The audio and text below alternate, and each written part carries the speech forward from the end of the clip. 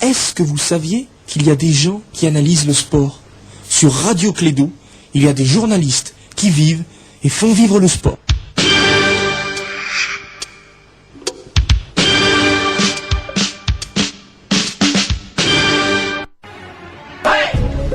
JBK yelema Malibeka tanye Itama tama nyonge Boisson planétier Ika mi fait quoi Alcool terminant. Eh cousin, ikechuru la croya, yaseka to sangala ni boisson planétier. 600 planétier, American Cola, Baby Love, aniya mi font bouteille ou bahilamana, ni kasro foi ma batini yala. Planétier, kechuru kura, sanga kura. Planète, ton monde, ta vie. Un produit NBB.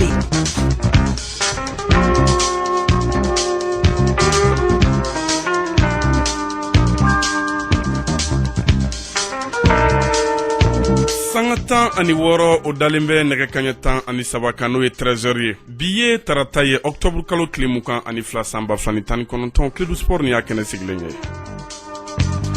Bi Clédou Sport kene kan malien dolantanaw oluka kunafuni ambu dawma dien fantan nani bela jilin fe. Dogo kunla bayna Sekou Koita Autriche, Famoussa Kone Turquie, Noua Diko kabo Pays-Bas, alini Makan Konate nunu kera dolantanaye munu seraka cheluke ou ka ton fe. Ligue européenne des clubs champions, ale fana kle sabana nobe phase ale o kuncelu kofo bi o matchu be damne ni ballontan shekinye. Ni émission na manda do basketball ale kuna funina Ice Police ale be ka labonke nobe talike Ligue des champions africaine ni o clubu oluye bi okma oni kuna fundila olu fana nyogon yeke.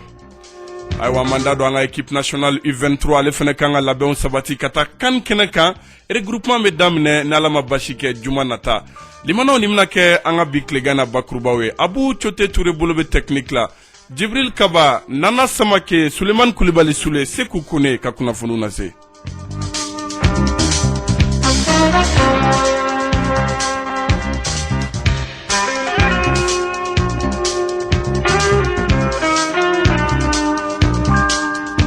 Limano ame senga folidi au bela jelema kaka bisimla Clédou Sport ale kene kambila selikela kabo cité du Niger Bamako studio Djeli Baba Sissoko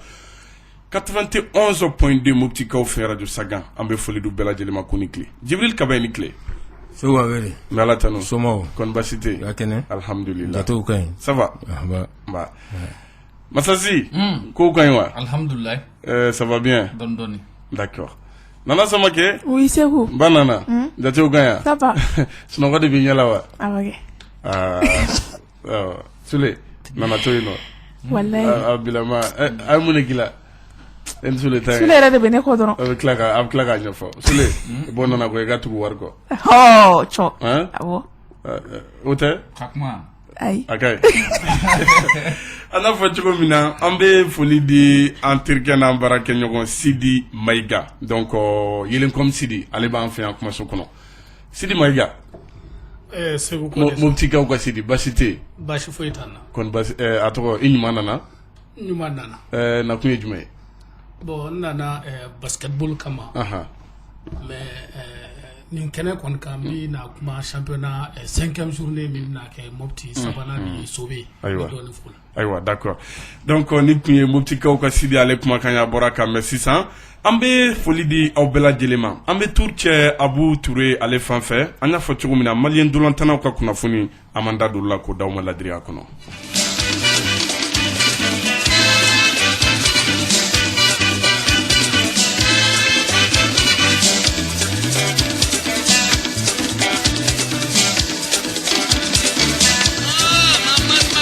Limano ambe folidi au bela jelema kaka bisimla Clédou Sport ale kene kan anya fɔ aw ɲɛna cogo mina amena baraw u damne dɔgɔkun laban in na Suleiman Koulibaly Sekou Koita m'a fie et de 6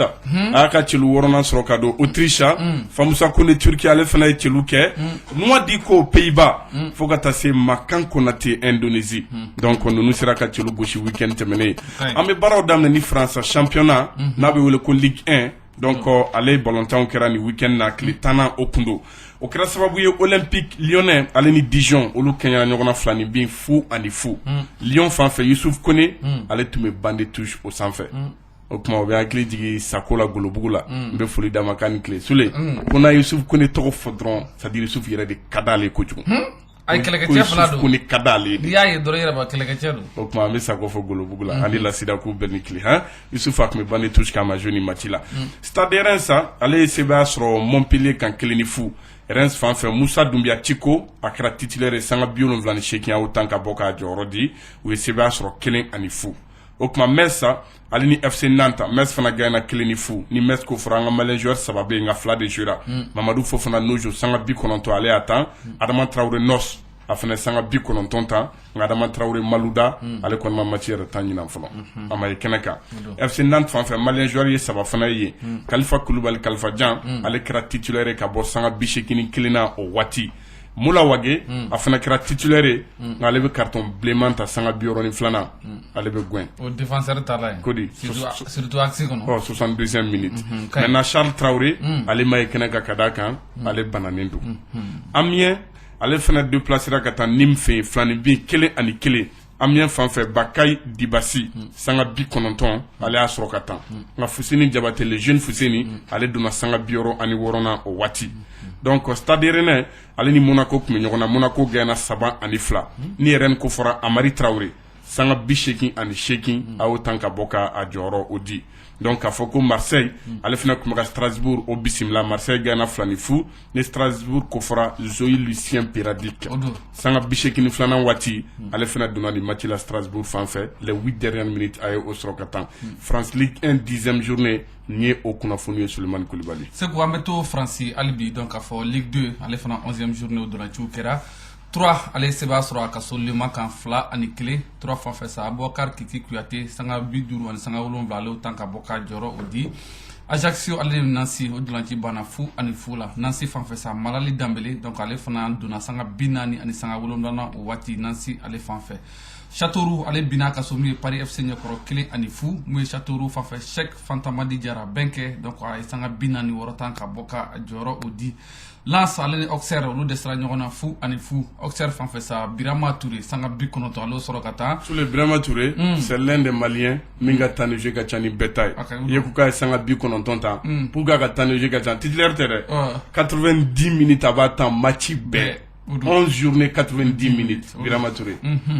Lens fan fɛ Malien dɔrɔn tana 3 o de bɛ sa Masaju Aïdara ale sanga 90 sɔrɔ ka taa Cheikh Oumar Traoré n'ale yɛrɛ ka sélection fɔlɔ kɛ Mali fɛ Segu donc n'o kɛra min ye Badian dɔrɔn ta tɛmɛnen Afrique du Sud donc a tun bɛ bande touche o la Cheikh Oumar Doucouré donc ale fana tun bɛ min ye bande touche o la a kɛra Cheikh Oumar ko ye Lens la o tɛ donc an bɛ to France u ka 3e division n'a bɛ wele ko national o tile 11 fana balontanw kɛra Cholet n'o ko fɔra Ismaïla Keita Soum donc olu ye sebaya sɔrɔ Lion d'Icher kan 3-0 Ismaïla Keita l'enfant de Djelibougou l'ancien joueur du CSKA de Djoliba donc a donna sanga 80 o waati donc a ye sanga 10 sɔrɔ ka tan balontan in na Laval ale ni FC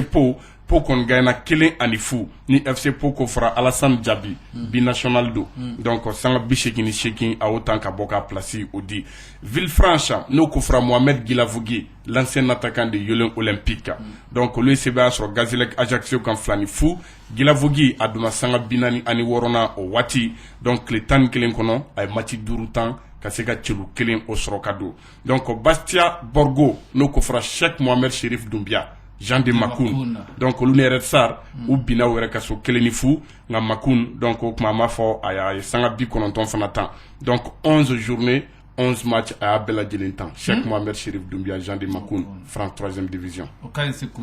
n'an bɔra France Seku donc an bɛ taa Allemagne Bundesliga ale 8e journée donc o dolanciw fana kɛra Leipzig ale ni Wolfsburg tun bɛ ɲɔgɔn na dɔrɔn tan banna 1-1 Leipzig fan fɛ sa Amadou Aïdara Doudou a tun bɛ bande touche o la Hoffenheim ale sebaya sɔrɔ min ye Schalke 04 kan 2-0 Hoffenheim fan fɛ sa Jadji Samaseku ale blesselen don ni waati in na donc kɔrɔba yɛrɛ o de kama a ma ye mun ye dɔrɔn tan o la deuxième division a ma ye o la Sule donc o kɔrɔba yɛrɛ k'a fɔ Mali ka match ma kɛ wa comme a tun sélectionné a ma se ka na nka zen fana ça veut dire que blessure ma ban a ye Seku a blessure ma ban o de y'a to an dabali tun banna k'a ye liste la Mali ka match tɛmɛnen in na honnêtement parce que a yɛrɛ filɛ nin ye hali nin na a ma joué o kuma tɛmɛna ye donc an bɛ to Allemagne hali bi Seku donc deuxième division donc ale fana 10e journée o kɛra Saint-Pauli donc ale bina ka somi Darmstadt nyakoro kele ani fu ni Saint-Pauli ko fora Yuba Jara ale fana ko bande touche la o Yuba botoro banana donc avec Adam banka tuguni suspension ça parce que abora banana ko Jules Damne donc a kun suspend tukun o kuma sisa ya Damne o te nan bora ameta fo Angleterre ka foko oluka Premier League fana 9e journée donc o kuma durant ton kera weekend temene Aston Villa ale kuma ka Brighton au bisimla no ko fora Yves Bissouma donc Aston Villa gagne flani kile Yves Bissouma atme bande touche kan amaju matchina maintenant Wolverhampton ale ni Southampton flani bin kile ani kile ni Southampton ko fora Moussa Djenepo l'enfant de Mopti amaye kena kan kadaka Soudou Baba abananen kuno o kuma sidi rabi musica o sidi donc a top mais la liste des blessés mais également au fana togobe Malika Matika on se met liste là Malina Afrique du Sud ka bania volontaire temene alors que au carton il faut jouer parce que au bananindo OK na fora ke bananindo soule o koroba ira be se fon fana tissé parce que tna do terrain ira kono o mais wole kunya adjumé ngata kalama aywa soule kanana ndusukasi donc ameto Angleterre okma ame jigin kana duguma donc ka foko championship fana kletan ani flana au dolantan olu kerano 2e division Wigan Athletic ale kuma ka Nottingham Forest bisimla no ko fora Sambaso Wigan gaina kelinifu Sambaso amaye kena kani matila sino kletan fla match konontomba singro 9 journées en 9 matchs en 12 journées donc Leeds United ale fana kuma ka Birmingham City bisimla Leeds gaina kelinifu ne Birmingham City ko fora chaque Keita latéral gauchido okma amaye kena kani bolontana amseka mifo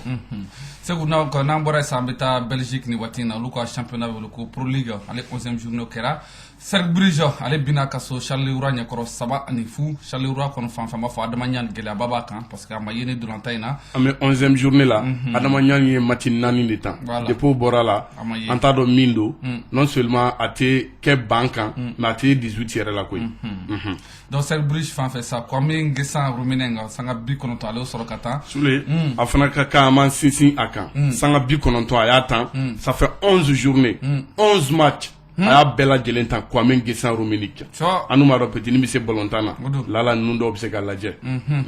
donc là sana Koulibaly donc alene Alimami Gouri Cercle Brugge fan fait ce que vous trois contre fait des matchs là 2e division Albi kanto Belgique ale 11e journée frankera mi Bern Shooter ale seba soro mi Excelsior kan fla ani kele Excelsior fan fait ça Abdul Karim Dante bloqué ale fana trois contre fait des matchs au là Westerlo alen Lokeren ko nyogona donc Westerlo gaina fla ani fu donc Westerlo Lokeren fan fait Abdoulaye Diaby Lomlong ale to fana ko te fait des matchs ola nambora famille Belgique ameta Turquie oluka championnat be wele ko Super League donc au match où me clé Shekina ola o kera sababu Galatasaray ale seba sur Sivaspor kan saba ani fla ne Sivaspor ko fra malin joueur flabe yenno Jokoloshiba Mamadou Samassa ale kera titulaire 90 minutes à temps attaquant Mustafa Yatabare afana jouera sanga bishekin ani fla a autant ka boka place odi nana sama ge nyashin Trabzonspor ale ni Gaziantep o kuma Trabzonspor seba sur nani ani kile Gaziantep fanfɛ fɛn Suleiman Jara solo sanga bi kononton fana aye adashi donc yoro ale fana écarté la équipe nationale kola le ballon d'or Clédou kodi sinon journée Cheikh Soule ayira match wolonvla la wa match clé mina matin suspension kundo match terminé do amawo wa sara fara mangere choix kodo Ankara Goku ale ni Besiktas flani bi fou ani fou Besiktas fanfɛ Abdoulaye Diaby l'attaquant international malien le capitaine sanga bi kononton donc ale a sɔrɔ ka tan fana Denizli Sport no ko fɔra Hadi Sako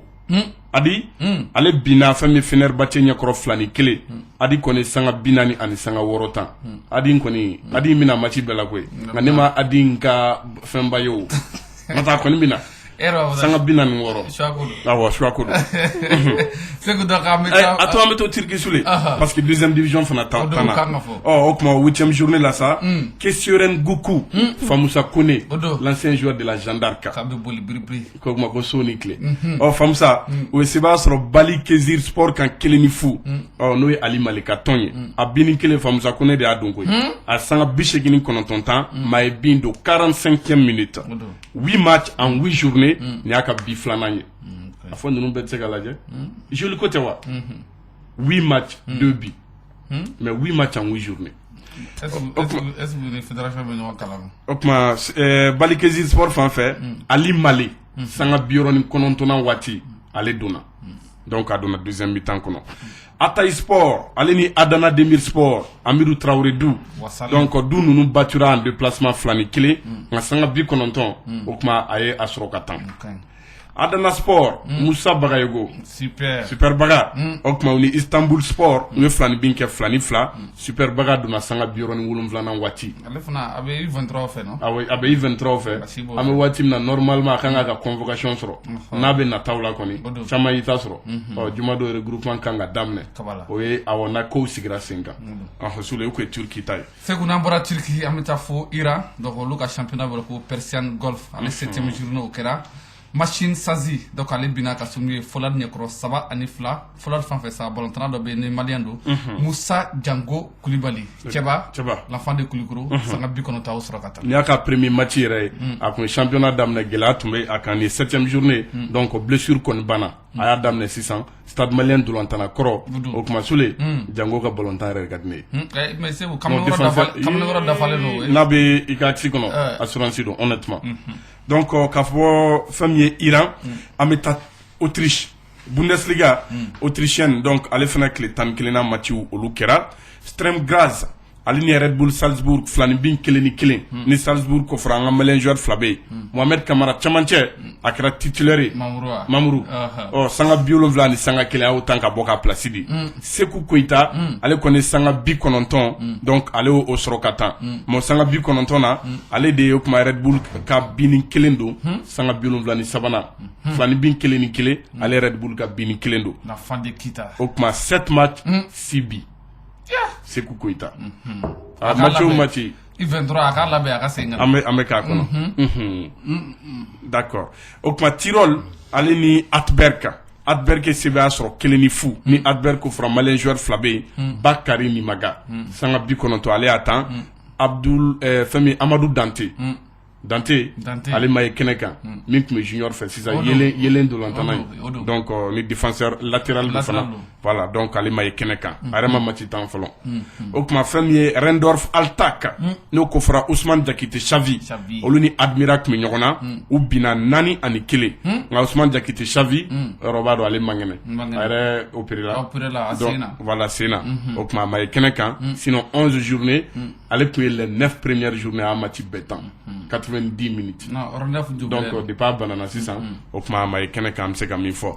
limanaw sɔgɔlen radio Clédou la Clédou Sport aw bɛ o de kɛnɛ kan malien dolantanaw ka kunnafoni o de bɛ ka di aw ma ni waati na an bɛ tour cɛ Nouvelle Brasserie Bamakoise la NBB sɔnni an bɛ tɛmɛ ni kunnafoni ye. Au travail, en voiture ou en soirée, j'ai besoin d'énergie pour assurer toute la journée. Reactor me donne de l'énergie pour relever les défis et conquérir chaque jour. Je bois Reactor le jour pour être en pleine forme. Je bois Reactor la nuit pour tenir jusqu'au bout. Avec Reactor, je me sens boosté et capable de tout. Reactor, c'est ma boisson énergisante. Disponible au Mali, dans toutes les régions, à 400 francs, prix des ventes conseillées. Reactor, conquering day and night. Un produit NBB. An bɛ NBB maa bɛɛ lajɛlen fo ko aw ni Adama Fama ko ani tile n'o ye Abdoulaye Keita filaninw fa El Hadji an b'a f'i ye ayiwa o kuma Sule donc teliyala an bɛ tɛmɛ ni kunnafoni ye an tun bɛ Autriche n'an bɔra Autriche an bɛ taa min Albanie olu ka championnat wele ko Superliga i b'ale capitale dɔn wa Albanie a capitale yɛrɛ ayi n t'a dɔn Tirana donc Albanie Sekou donc ka championnat Superliga 8e journée donc o dɔrɔncogo fana kɛra mun ye Lif Tetari donc ale ni mun ye Bilis u dɛsɛra ɲɔgɔn na 1-1 mun ye Bilis fan fɛ Salim Guindo donc Sekou an b'a fɔ min ye a ye sanga 7 de tan ka bɔ ka jɔyɔrɔ di donc an bɛ se k'a fɔ a bɔra sur blessure sinon an b'a fɔ Salim Guindo 8 matchs 4 buts a y'o sɔrɔ ka don mun ye Bilis fan fɛ 8 matchs en 8 journées parce que championnat bɛ tile 8 na a yera match 8 bɛɛ la ka se ka cɛlu 4 don o bɛ komi match 2 o match 2 a bɛ bi 1 don 1 but en 2 matchs chaque 2 matchs o tɛ donc n'an bɔra fɛn min ye Albanie Sule an bɛ taa Pays-Bas donc Pays-Bas olu ka championnat bɛ wele ko Eredivisie o 10e journée o matchw fana kɛra Redivision. Kodi. Donc Vitesse Arnhem o kuma ale tamana kata seba soro 20 lo kan nani ni fu. Le Vitesse Arnhem ko fera malien joueur be Noa Diko. Birmingham Hull City ka joueur de do. O ya signa kana ni toina. Donc a kɛra titulaire sanga biro ni woro ayo tan nga famille aka tonka bi nanina ale de bo sɔrɔ ka don sanga 53 o waati o tun y'a sɔrɔ bi filanan passe décisive tun bɔra la un but une passe décisive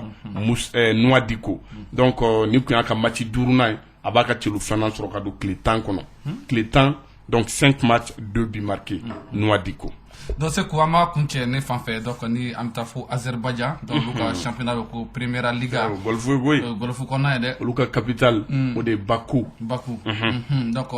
Primera Liga 8e journée donc o durajiw fana kɛra Kesli ale ni Saba donc o duraji bana 1-1 segu ni nana n bolo kana bɔ n bolo dɛ ne bala bɛ ka min kɛ o Ilis Diallo donc sanga 90 a y'o sɔrɔ ka tan donc 8 matchs 0 but marqué Ilis Diallo donc 8 matchs en 8 journées fana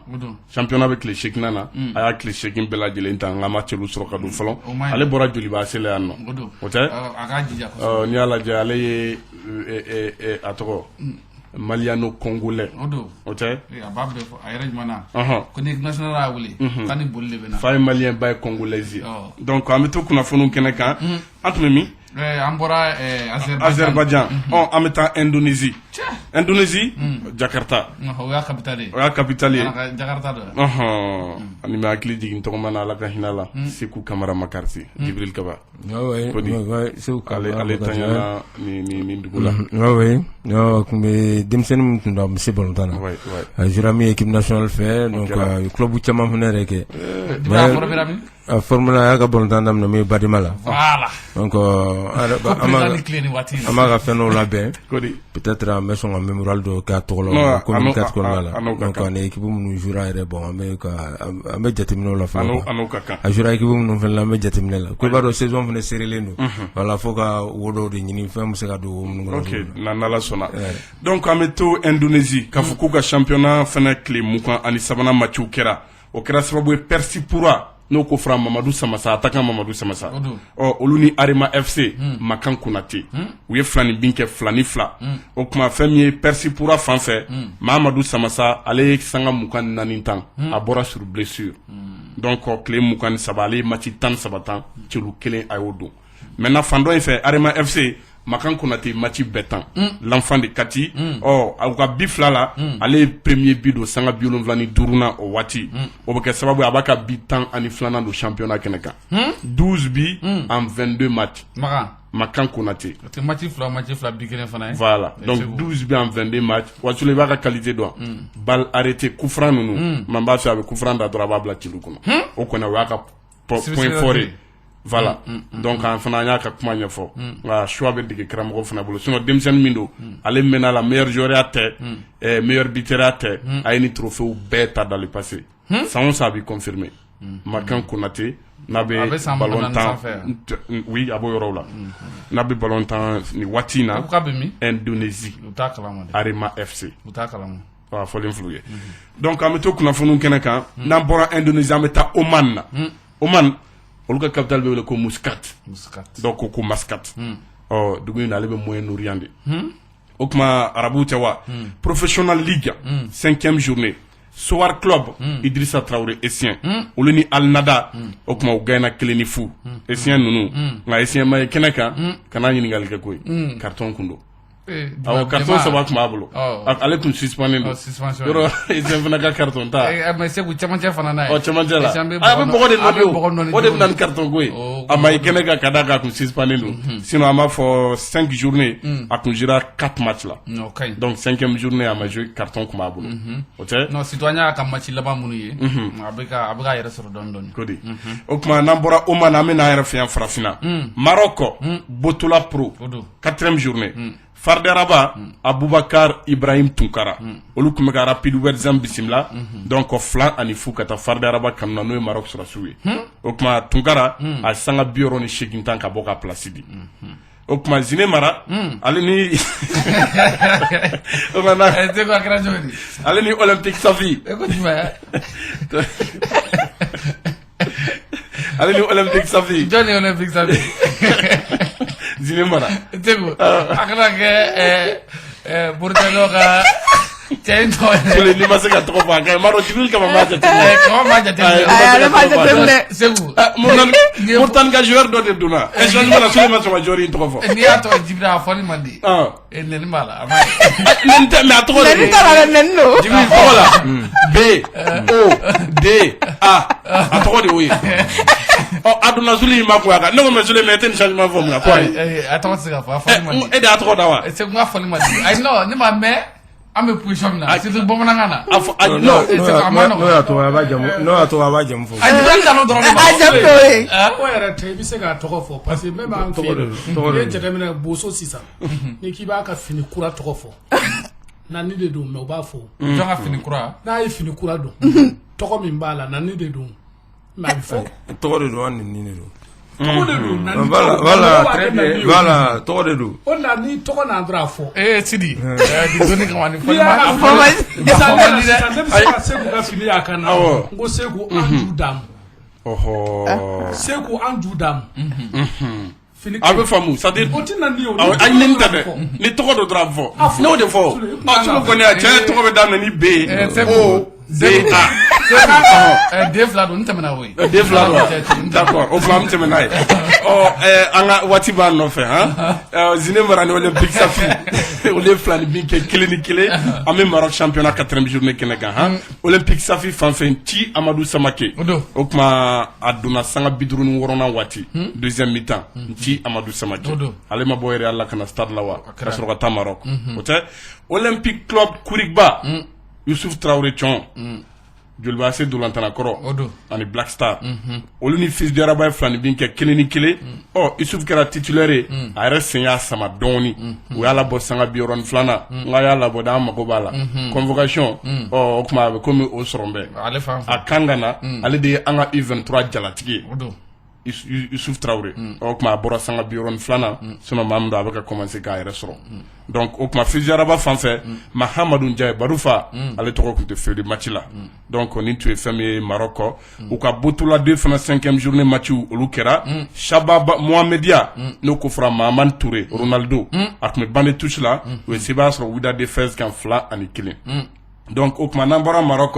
an bɛ na République démocratique du Congo RDC olu ka championnat Ligue 1 7e journée match kɛra an bɛ yen tout puissant Mazembe de Lubumbashi a tɔgɔ Ibrahim Bosso Mukoro o kuma ni Don Bosco ni bɛɛ tɛ cɛ ka équipe ya u ye sebaya sɔrɔ olu ka 3-1 o kuma TPM fan fɛ a bɔ fɛn min Bosso Mukoro ale de kɛra jɔkɔlɔsiba ye sanga 90 a kun mɛnna bana na ale bɛ bɔ Maroc dɔrɔn anw nana Maroc parce que u kun y'a bila ka taa Maroc furakɛli la donc sisan sanga 90 ni y'a tanné a fait pour la première fois depuis a bɔra blessure la ni y'a daminɛ a ko ten ko ni y'a daminɛ parce que cɛ dɔ in Sylvain Go o ye jɔlankolon ye ayiwa Gowo yɛrɛ tun bɛ Côte d'Ivoire a tun bɛ u ka match date FIFA match la ale nana retard la dɔɔni donc o kuma Burkina Faso olu fana ka 8e journée match kɛra RCK n'o yɛrɛ club de Kadiogo donc an ka malien joueur 3 bɛ yen u ni AS Sonabel kɔni taamaru kan 3 ni fu a gɛlɛyara u mako bɛ dugawu la sisan dɛ RCK fan fɛ Abubakar Sidiki Traoré Titi sanga 90 a y'a tan ale de jalatigi an ka joueur tɔ 2 Boubacar Togola ale ma ye kɛnɛ kan ale ni Siriman Doumbia Siriman fana ma ye kɛnɛ kan Siriman kun pali kun b'ale la sumaya kun b'ale la ale yɛrɛ entraînement de daminɛ sisan nka Togola ale ma ye kɛnɛ kan ka d'a kan a fana kun ye kasara mangamani sɔrɔ nka a ma juguya dɛ a ma juguya a gɛrɛgɛrɛ la dɔɔni de o tɛ donc nin tun ye an ka malien dolantanaw olu ka kunnafoniw ye nka ɲana an ka bɔ an b'a fɔ sa ɲininkali kɔni kɛra ɲininkali caman kɔni olu kɛra donc min ye malien dolantanaw bɛ yen dɔw ɲininkali kɛ min ye Sidiki Mayiga la Mayiga Titi donc ale ni Abubakar Doumbia parce que olu yɛrɛ nouvelle tununnen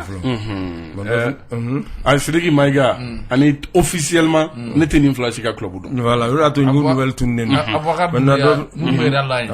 Doumbia dɔgɔmani mun bɛ ye latéral na maintenant dɔ ye ɲininkali fɛnɛ kɛ dɔ ye ɲininkali kɛ ko Tongo Ahmed Doumbia donc El Hadji Maman Traoré Alou Bagayogo El Hadji Maman bɛ Lituanie Tongo Ahmed Doumbia bɛ Croatie El Hadji sabanan ye jɔn ye Alou Bagayogo bɛ Congo ni waati in na gɛlɛya b'a kan a bɛ Congo Brazzaville Brazzaville. Donc voilà, donc je crois que ya sera ka question jabi. OK, donc fana ɲininkali kɛ ko Sekou Koita bɛ forme na championnat la comme ko Ligue des Champions k'a ma deli ka jouer. O kuma ko ye mun ye? Niveau tɛ kelen. Awɔ, dege karamɔgɔ don. A bɛ entraîneur de bolo. N'a ja a b'a jouer. Choix ko de yo. Voilà, choix ko dɔrɔn. Par exemple, Liverpool ka match la a tun bɛ ban kan. Sekou ko k'ale yɛrɛ hakili la k'a fɔ deuxième mi-temps na ale tun bɛ na don. Wa a préparé la n'o match yɛrɛ. Ligue des Champions match u tɛ sen na. Voilà, match bɛ sen. A ma ban. Peut-être a bɛ se ka match na ta. Malon bɛ pressé dɔɔni. Voilà, donc choix ko dɔrɔn. Voilà, n'a banna pewu de ka sɔrɔ a ma jouer a bɛ se k'a fɔ ko mun y'a to a ma se ka jouer. An bɛ to kunnafoniw kɛnɛ kan. Bɛɛ tɛ ban sɔrɔ koyi. Kodi ayi match fɔlɔ yɛrɛ la Sekou ma ban sɔrɔ o. Sekou kun tɛ banna o. Nalen tɛ banna. Voilà, filanan a tun bɛ banna. O b'a fɛ a ka bi don Liverpool de kan peut-être retour la bɛ bi don Liverpool. O de kun ka di ne ye o kaba o de tɔgɔ ka bon. Ne m'e tɔgɔ fɔ sa ne ko Malien mun ye question poser sa. Awɔ mais ayi e ma tɔgɔ ko fɔ. Seni fara don a bɛ na. A Kodi ne Sekou kɔni ka qualification siri la Liverpool bugɔ la Red Bull parce que ne bɛ Sekou fɛ Liverpool ye. Malien don nka o kelen filanan ye mun ye a tɔgɔ ye Sekou de ye. Attention. Ale ye Sekou ba ye. Kaba ye Sekou de ye. Sekou ko ne don. Donc Aboubacar Diarra Luka Toni. I b'a dɔn wa? Aboubacar Diarra Luka Toni. La fan de Tomi City. Ayi o ye Abdoulaye Diarra. Nin ye office du Niger kɛ. Ka fɛngɛ kɛ. US Buguniw kɛ ɲanaw. O kuma a tun bɛ Black Star la. A y'a signé Inde. Inde ka tɔn min bɛ yen n'o ye Neroka FC.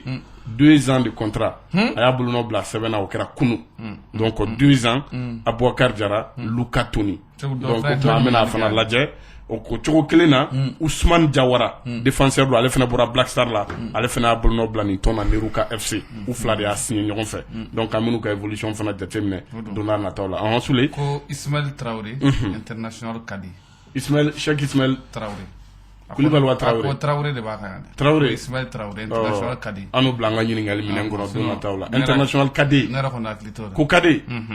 o Kadi jumɛn ye sisan ɲinan ta kɔni tɛ Kade bɔra ɲinan de voilà parce que Kade ma bɔ mais je crois que n'a ye précision sɔrɔ a kan mais Ismaël min dɔn Cheikh Ismaël Koulibaly n'o don ale bɛ Sparborg la jamana in na ale ni Bubu Konte tun bɛ yɔrɔ kelen na voilà donc an bɛ to kunnafoniw kɛnɛ kan han Limana sɔgɔlima radio club la an bɛ tour cɛ Abu Cote Touré fan fɛ nka n'an ka tour cɛ sa an bɛ to n'a ye Nana Ligue des Champions bi programme da matériel la dɛ tile sabanan match groupe A kɔnɔna la 19h wagati Galatasaray ale ni Real Madrid olu bɛ ɲɔgɔn sɔrɔ FC Bruges ale ni Paris Saint-Germain olu fana b'u kɔ da ɲɔgɔn kɔ a la wagati kelen jɛkulu filanan kɔnɔna la groupe B 19h wagati Tottenham ni Étoile Rouge de Belgrade olu fana bɛ ɲɔgɔn sɔrɔ o wagati kelen Bayern Munich ale bɛ taa Olympiakos o fɛ yen nɔ groupe C kɔnɔna la 16h55 wagati Shakhtar Donetsk ale ni Dinamo Zagreb olu b'u kɔ da ɲɔgɔn kɔ a la 19h wagati sa Manchester City ale bɛ Atalanta de Bergame o bisimila ka kuncɛ groupe D kɔnɔna la 16h55 Atletico Madrid ale ni Bayer Leverkusen olu bɛ ɲɔgɔn sɔrɔ 19h wagati sa Juventus de Turin ale bɛ Lokomotiv Moscou o bisimila Lokomotiv ni nga tɔn donc an bɛ to kunnafoniw kɛnɛ kan an bɛ basketball an bɛ ale page dayɛlɛ sanga 48 bɛ nɛgɛ kanɲɛ 13 kan Sikaso 103.5 FM o sanfɛ an bɛ Sikaso ka bɛɛ lajɛlen fo ko u ni tile Jibril Kaba fɛn min ye AS Police ale kɔni bɛ ka Ligue des Champions labɛnw olu sabati bi sɔgɔmada in na u ni kunnafonidilaw ye ɲɔgɔn ye kɛ oui bon an b'a fɔ sa min ye Ligue des Champions a tɔn fɛn na sa min ye polisiw kan ka mɔgɔw bisimila yan nɔ donc Mali kan ka bisimilali kɛ yan nɔ kalo tile 25 ka taa kuncɛ tile 27 la donc Ligue des Champions a komi ni tour préliminaire de donc équipe fɔlɔ min bɛ na donc olu bɛ tɛmɛ donc ka se ka taa donc min ye équipe 12 sɔrɔ yen nɔ ka se ka min ye basket in kɛ cogo min na donc o la bi donc an b'a ye min ye fédération malienne de basketball a ɲɛma n'ale de ni commission yɛrɛ ɲɛma ye sa Haruna Boubacar Maïga donc a kɔni ani min ye polisiw ka compole Abdraman Alassane donc olu jɛra ka min ye kunnafonidilaw wele ka se ka ɲɛfɔli kɛ o cogo min na ko n'a yɛrɛ la k'u kɛlen don ka labɛn bɛɛ sabati walasa min ye polisiw bɛ se ka don min ye phase poule nin kɔnɔna la cogo min na donc o fana tɛmɛlen kɔfɛ ka bɔ yen nɔ sa i b'a ye min ye polisiw kɔni ye maa wɛrɛ wele min ye kɔ kan ka se ka na renfort k'u dɛmɛ tɛ dɔwɛrɛ min américain 2 b'o la donc Mauritanie 1 ani Mozambique 1 donc u bɛna fara o kan walasa ka se ka min ye sira sɔrɔ cogo min na ka se ka taa tɔn minnu kan ka na donc u y'o olu signé quoi awɔ Malien do Djibril ou bien ayi malien américain fla noir américain fla donc Mozambique kili Mauritanie kili ñu sal ko non ça c'est bien voilà ñu sal ko non fen al kunu tume mi sera chati ko mi préparation ko la mais na la sona do na to la kuma kan no amno lu fra ñu ko dawma donc ambe to kum kelen ko la kunu ko donc mi ligue de Bamako donc mi basketball la lu fene tra ka tabo me pour suko entraînement ngero la donc sara kata ou encourager donc mi palais des sports kon la kaseka dusu du kono tugum ko bela jelembu ko donc anu kla ka enveloppe fene duma donc ka se ko ire de manu wa mo wanyo obo o kon la donc mi Suleiman Koulibaly bela jelembu ko Almami donc anga Almami kuma kana maintenant le deuxième vice-président mi ligue de Bamako la donc on a commune mi pour sous que nous sommes vraiment dundu. Ligi tokola ne toko Almami Koulibaly ne mako ligi basket vice-président donc la dana ni so jalo ko sebe an nana bɔ an ka club ye ne b'a fɔ fɔlɔ ne ka district équipe do Bamakɔ district équipe do Mali équipe do an nana kana u fo kana k'u lajɛ u bɛ cogo min na kana ka demuloku ye ka se k'a yir'u la ko timinadiya fɛn min do bi AS Politique équipe kelen dɔrɔn tɛ dɛ u bɛ Mali de représenter donc maliyɛn bɛɛ de b'o kɔ cɛ ani muso denmisɛnnin maakɔrɔba bɛɛ b'u kɔ donc an fana jigi b'u kan k'u cɛsiri k'u jija parce que des fɛn a ma nɔgɔn nka an b'a ŋaniya k'a fɔ u labɛnnen don ni kɛlɛ in kama ka tɔgɔ sɔrɔ Mali ye ka tɔgɔ sɔrɔ farafinna bɛɛ ye donc o de y'an wuli wulajɛ la kana s'u ma kana k'u lajɛ ka demulo m'an bolo k'o k'u ye k'u fo k'u lebe mun ɲini mɔgɔw fɛ basket ka di mais a diya fɛnɛ bɛ kɛ supporters bolo minnu basket kanu mɔgɔ mɔgɔ bɛ sport kɛ a m'a ɲini bɛɛ fɛ an ka bɔ fɛn bɛ daminɛ kalo kura ni kalo ye tile 25 donc a ɲinini bɛ bɛɛ fɛ bɛɛ kana salle kɔnɔ ka na AS Politique supporter ka na Bamakɔ basket supporter ka na Mali supporter o de y'an ka laɲini ye ka ɲɛsin sportif bɛɛ lajɛlen ma. Voilà, nous tu mis Almami ale kumakan na le deuxième vice-président Ligue de Bamako la. Donc mi Makan Sissoko pour suka ni ale kumbe no pour su jorofa. Donc Makan Sissoko no ko mako bijou. Donc anga le fena kumakan na me Ligue de Bamako na visite mu kuyena. Vraiment Ligue de Bamako nana en fait bien. On nana dogolo mundama a jaranye ko jugo aboyana ma. Mais comme il était AS Politique ko doran ne Maliko ye. Amba obefo mɔgɔ fɛn fɛn wulila kana bɔ an ye bi a diyara an ye kojugu an b'aw bɛɛ fo ala k'a ɲɛ ka d'an ma. mais ɲinifɛn min ye tournoi in nin tournoi in na an ka ɲinifɛn ye walasa an ka san sɔrɔ an ka ɲinifɛn o de ye. mais ko bɛɛ lajɛlen sigilen don sen kan.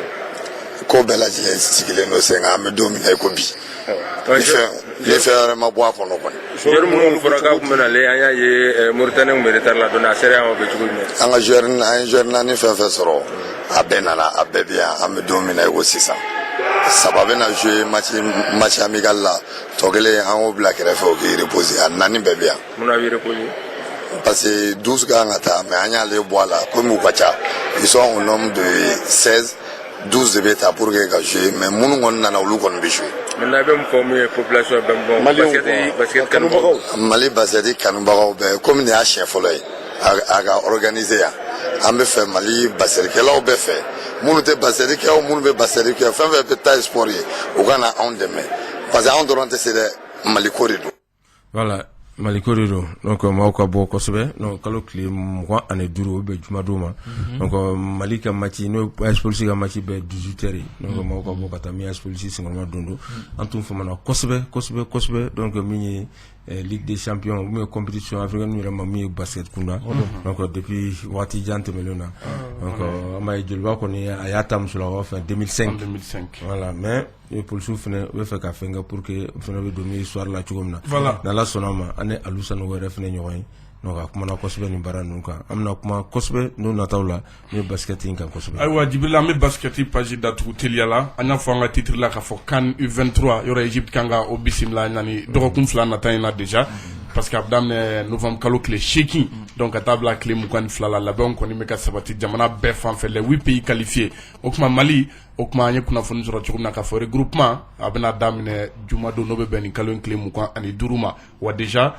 dolantana caman fana y'a ka convocation sɔrɔ o kuma pour le moment o bɛ ka billet d'avion kɔnɔ pour que o bɛ se ka na regroupement daminɛ yan cogo min na o kuma ka bɔ a k'u kunda kɛrikaw olu fɛ yen nɔ kan nka donna nataw la an bɛna kunnafoni wɛrɛ ɲini o kuma an bɛ waati min na ko sisan fana je crois que dege karamɔgɔ Fanyeri o kuma ni kunnafonidilaw fana kan ka ɲɔgɔn ye pour que ka se ka kuma kan ma caman ɲininka liste la pour le moment la liste n'est pas officielle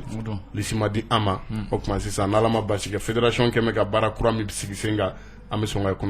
conférence de presse bɛ sɔn ka kɛ pour que ka se ka liste di an ma o tɛ donc Djibril Kaba an bɛ na e fan fɛ coupe corpo donc an da do kunnafoniw fana la ouais an b'a fɔ sa mun ye futsal don donc mun ye coupe corpo ya kɔni a kun cɛra kosɛbɛ donc an b'a min total ale ni min RAEM donc olu tun bɛ ɲɔgɔn emploi donc an b'a sa total de kɔni bɛna sebaya ta donc 3-1 donc an b'a fɔ k'a kɔni kɛra donc min ye